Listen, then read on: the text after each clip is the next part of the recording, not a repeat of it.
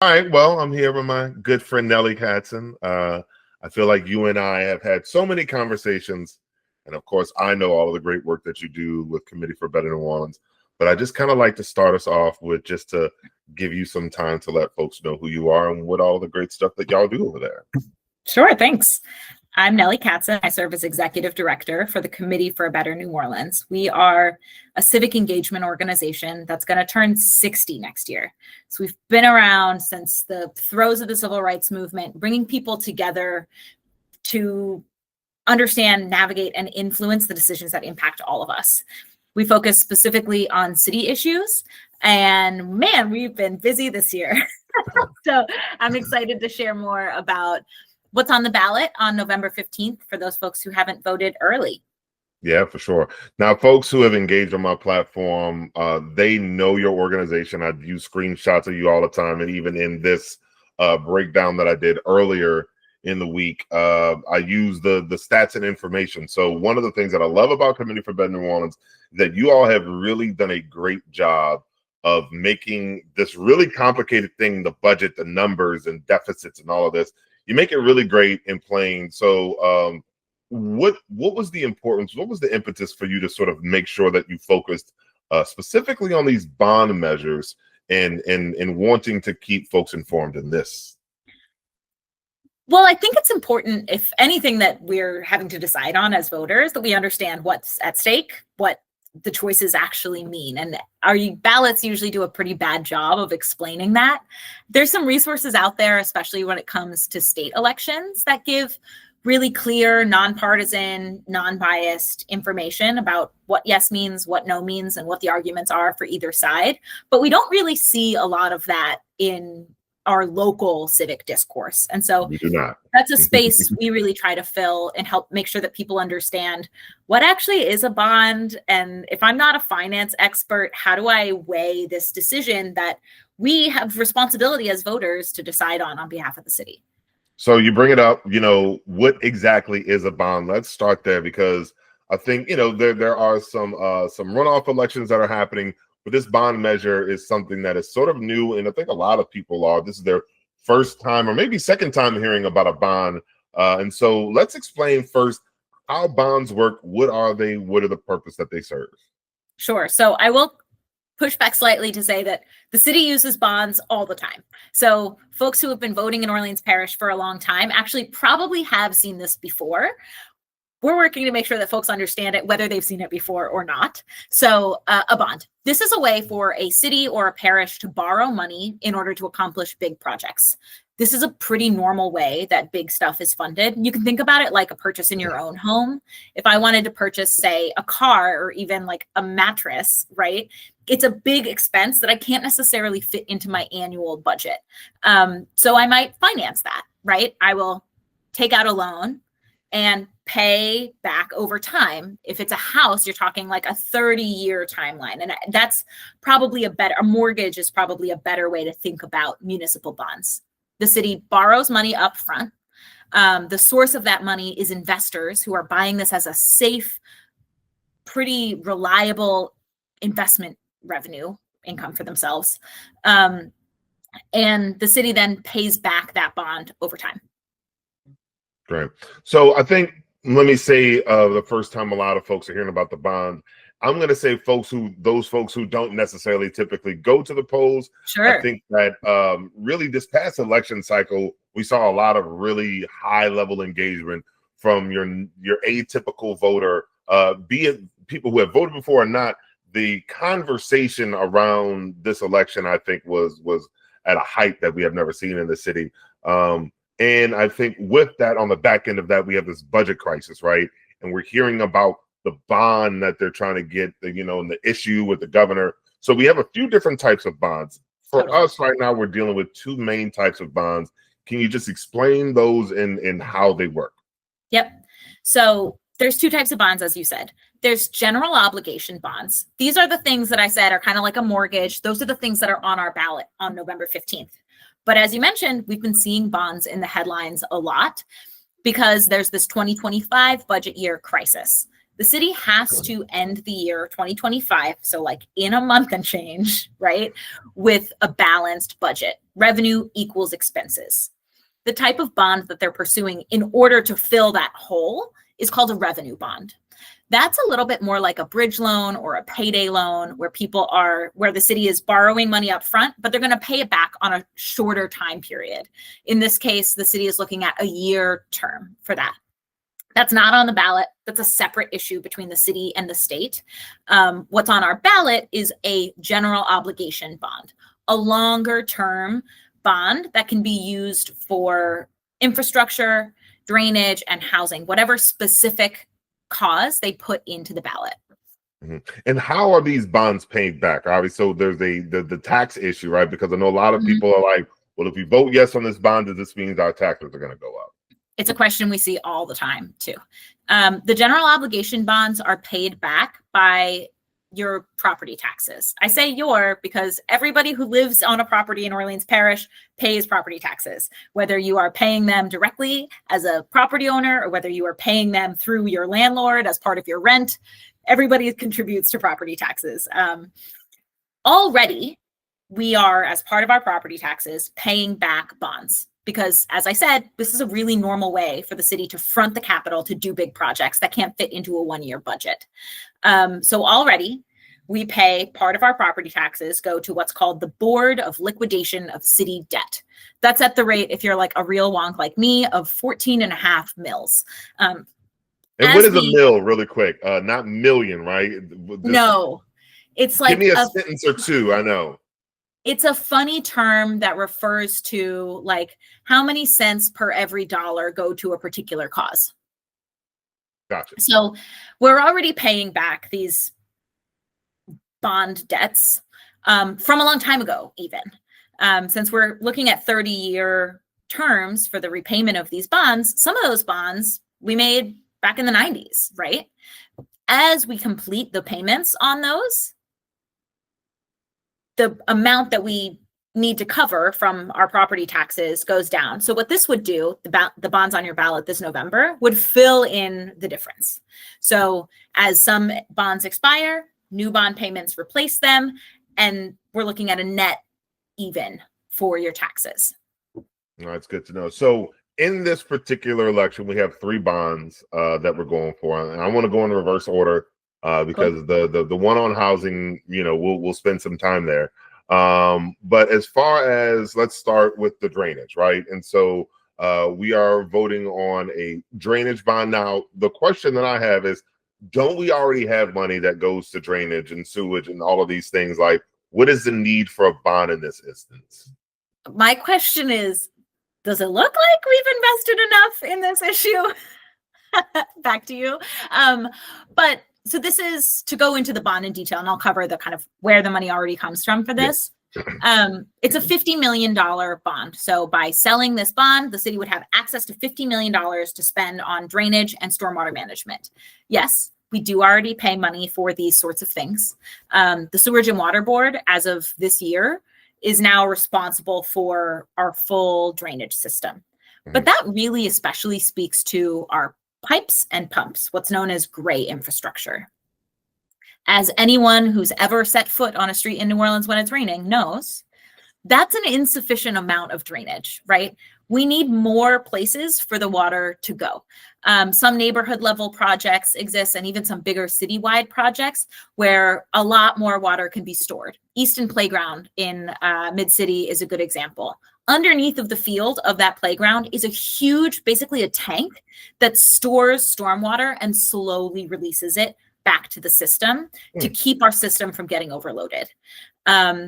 There's also green infrastructure. So if you live in Gentilly, there's a lot of projects there that are to be completed. If you live anywhere between Tremay and Lakeview, you've maybe seen or heard of the Lafitte Greenway, which holds a lot of water. So this funding is largely tailored towards these sorts of green infrastructure projects, other sort of innovative ways of giving the water somewhere to go so it doesn't back up in the pump system. Nice. Now, obviously, we also have infrastructure money, right? And so, the roads and all this, again, it's what happened to all of the federal infrastructure money that was supposed to go to this? And, there's the Katrina money, and that's kind of where we ended up in this cycle. So now we have to have a bond for this money. Again, sort of what is the necessity for the bond in this instance? Yeah. So in order to build big projects, as I said, I feel like a broken record on this, but it's important to understand that in order to build big projects with a big degree of flexibility, the city needs upfront capital. Federal money doesn't work like that. You have to spend the money first, and then you get a reimbursement check from the feds. That's called a cost reimbursement grant, and most federal grants work like that. And so with or without a federal grant, the city needs cash on hand to spend on infrastructure. On the ballot, you have a $415 million infrastructure bond. To back up onto federal funding though, this regime has changed their approach to federal funding pretty considerably. New Orleans is at risk of losing. We have in fact already lost payments that the contracts were like written, signed, inked, and the Trump administration was like, I don't want to fund this Biden era program anymore.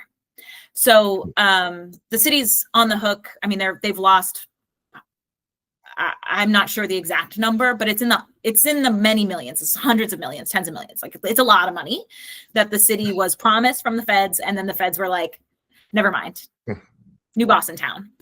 And so as federal funding becomes a little unstable and a little shaky, and even in the best case scenario, we need this cash on hand, the city is turning to this normal funding mechanism, bonds, to have that upfront cash. Something that's important about this year's bond sale that's different from previous years is they're actually specifying the projects for propositions 2 and 3, the drainage and the infrastructure. Previous years, they've said, can we borrow this money to spend on the big category of infrastructure? And while that's been successful, the 2019 bond program has already completed like 59 projects, including some big stuff that people care about, like the pool in Algiers reopened thanks to bond money. The first phase of Lincoln Beach, the buyout of the residents of Gordon Plaza came from bond funding. It can do some good things. What we're doing this year, what the city is doing this year, is we're having the opportunity to review actual projects ahead of time to say, these are the things we want to fund with bond funding. Do we have permission to borrow the money to fund these specific projects? And there's some projects on there too. They're linked on our website that I'm sure you'll link in the notes somewhere. It's cbno.org/bonds.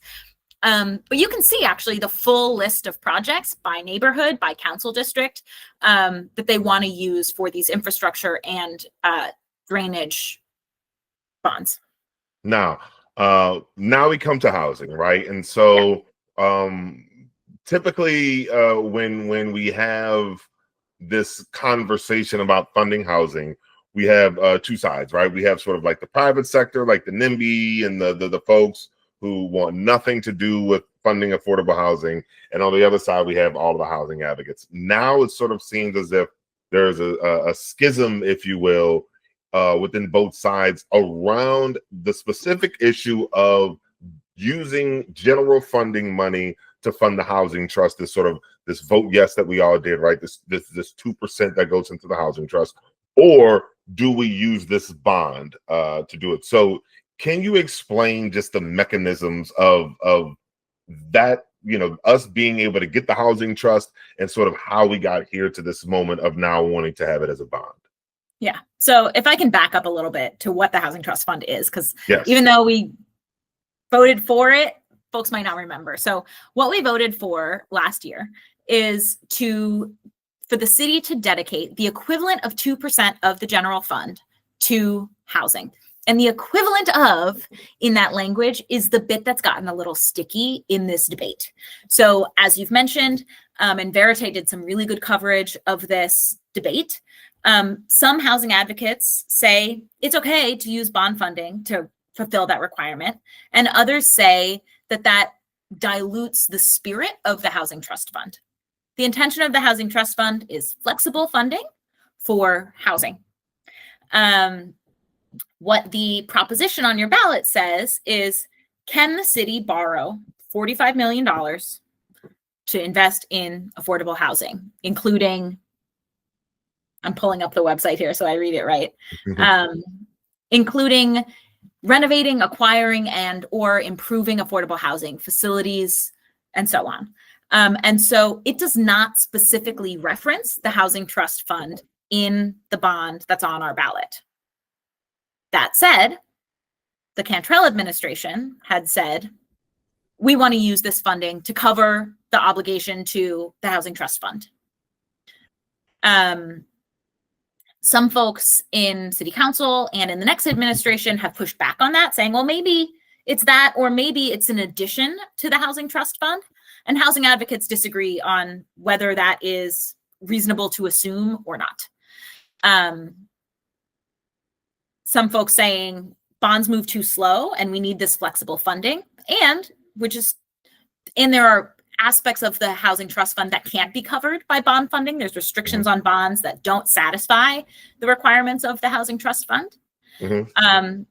Advocates who are saying who are in support of this bond are saying some general fund dollars will go to cover the stuff that bonds can't cover, which leaves more money on the table for housing that has to go to housing because it's a bond, whether it's moved through the Housing Trust Fund or not. Yeah, look, I think that we're at an interesting time in the city of New Orleans because we have a former administration who was very hostile towards housing and housing advocacy. It just seems that, it was pulling teeth. And then we had a council who was trying their best to sort of move this thing forward. And, my personal opinion in all of this is that we have to give it time. And I understand that we want to always make sure that we have high levels of accountability. But the question is that if the money comes from the general fund, or if the money comes from this bond, does it make a difference per se in the work that can be done?